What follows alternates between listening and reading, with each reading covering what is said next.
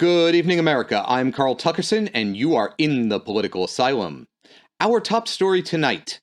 The top 5 of the New York Times fiction bestseller list was just announced yesterday. The number 1 item, the New York Times newspaper itself. The Washington Post immediately fact-checked the story, giving it 4 Pinocchios. The Post's fact-checker was quoted as saying, "With a fact-checking team like ours, clearly we deserve number 1 status." Pointless political theater continues in Washington this week as Republicans threaten to censure Ilhan Omar for yet another anti-Semitic remark. When asked about next steps, the RNC suggested everything was on the table, from a PSA about marrying your brother to a 5-minute timeout. In what appeared to be a rare bipartisan moment, Andrew Cuomo suggested a spanking. It's unclear, however, if these stories are, in fact, related.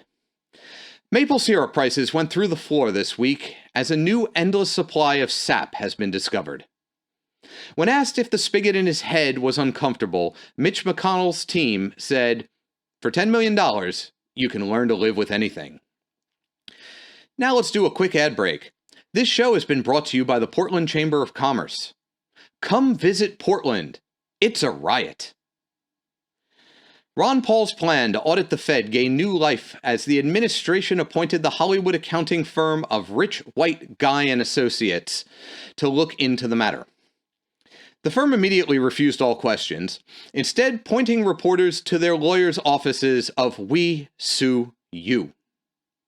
Our producer called to ask if this story was a little too on the nose, and was called anti-Semitic for that remark and hung up on. Finally, New Yorkers that have not received their COVID-19 vaccination will be given the designation WOP. WOP is a recycled designation in New York and will save the city at least $10 million in advertising costs by reusing old posters from the 1930s and 40s. WOP stands for Without Passports. The Italian Defamation League immediately issued a press release saying the W word is almost as bad as calling them Alfredos. Those are the major stories for the evening. I'm Carl Tuckerson, and the news is a joke.